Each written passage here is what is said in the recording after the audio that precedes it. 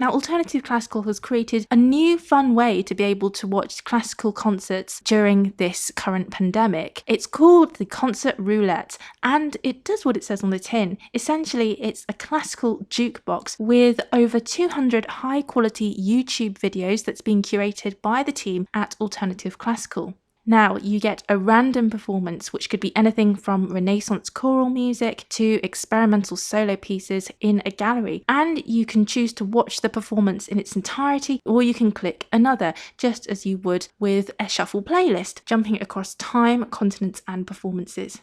All live classical concerts, as I'm sure you are very well aware, have been cancelled, which means that streaming has become the new way to access classical music during these times. There are so many people at home looking for interesting content to keep them entertained, informed, and educated during this time, so Concert Roulette provides an easy way to discover music without needing any prior knowledge or experience of classical music. If you'd like more information about Concert Roulette, then please go to alternativeclassical.co.uk/concert-roulette.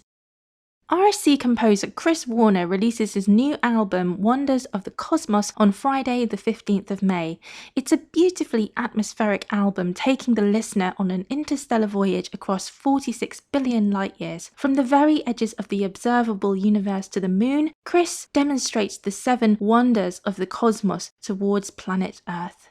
It was recorded in Ely Cathedral and also at Abbey Road Studios. Wonders of the Cosmos features the amazing tonalities of Ely Cathedral's organ with gorgeous strings. It also features British soprano Grace Davidson, set amongst the 6-second reverberation of Ely Cathedral. In this interview, we talk about the album, how Chris combined his passion for astronomy with storytelling, and how he decided to shape the album specifically around the Ely Cathedral organ, and advice for composers in today's digital age. Many thanks to Robert Shon at Wildcat PR, and many thanks to Chris for taking the time to talk to me.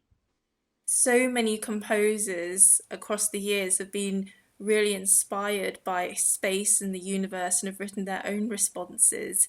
So how did you go about writing your own response towards this gigantic subject matter? So I've had a burgeoning interest in astronomy for the last decade or so. Saying that, I have been stargazing. I am saving up for a telescope. I tend to borrow friends' ones, and then the best birthday present I had a number of years ago from my wife was a subscription to the local astronomy club, and so I started this. I live in Ely in the Fens in Cambridgeshire, and besides just being a great club where we get lots of really interesting speakers coming, talking on matters about astronomy, but also cosmology and science and physics in a wider sense as well. So it's really interesting. It's not just all about astronomy. They're a lovely bunch of people as well, some lovely friends I've got there. And I just can't get enough of it, really, and particularly the observational evidence and material that a lot of the speakers bring along. Sometimes it's in graph form. Lots of astrophysicists and cosmologists get very excited by graphs in the way that some academics get very excited by Schenkerian analysis or something like that. But to a lot of people, it's, oh no, not another graph. But some of the images that you see and some of the mock-ups of how they think, for example, like dark matter might be evolving, or some of the emulations of how they think the universe may have formed, and which is based on mind-blowing maths and years of research and thought.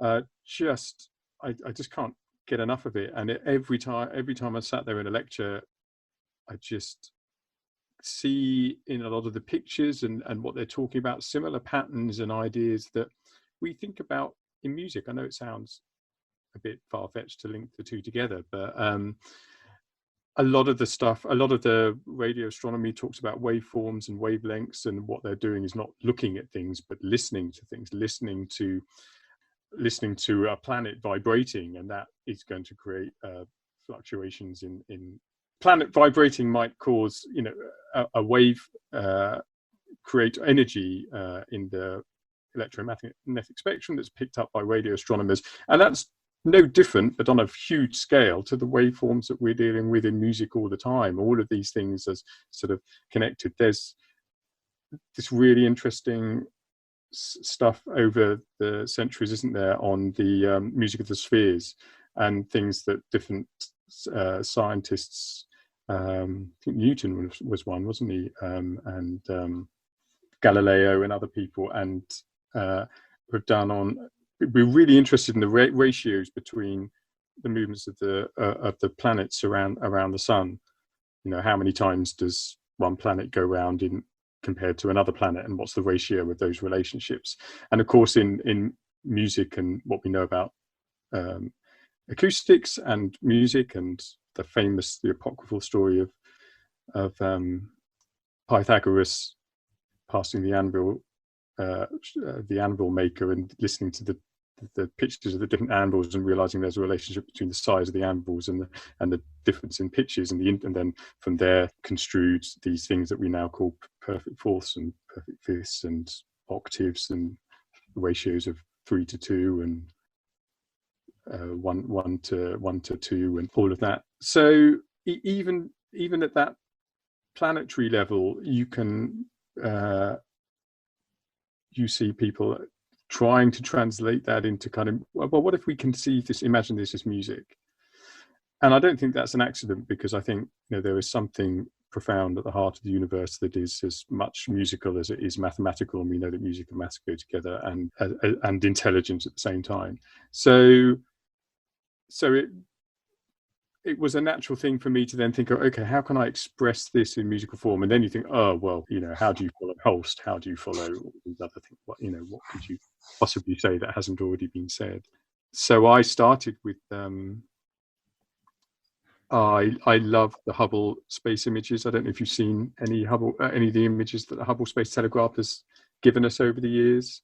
And the famous ones like the Pillars of Creation, these amazing gas clouds in the Eagle Nebula that are millions and millions of light years across. I mean, they look just like big pillars that you might see in Rome or something, but when you think they're millions of light years across, it's just extraordinary.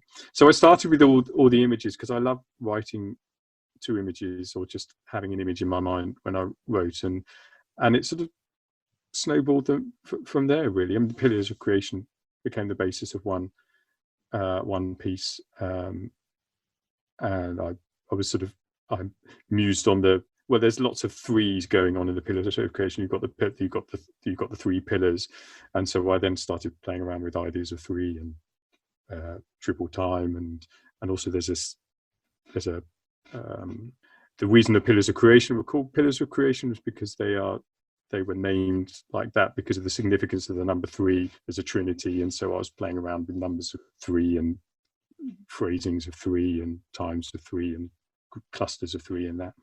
And Whirlpool Galaxy, beautiful image, amazing spiral galaxy, and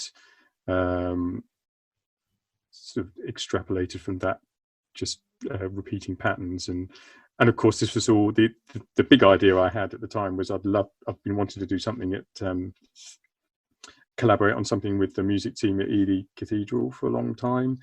I used to be a choral scholar and lay clerk many years ago, so it's very much in my veins, cathedral music and just being in and amongst cathedrals. So I knew that at the heart of this piece, I wanted to feature sort of an organ, because I don't of the size of a cathedral instrument, because I don't think there's any other instrument for me that can better help play with some of these sort of ideas on a cosmic scale. There's something quite cosmic and out of this realm, isn't there, about an organ?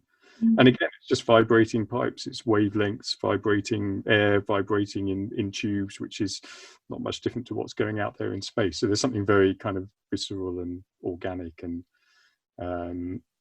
simple about an organ.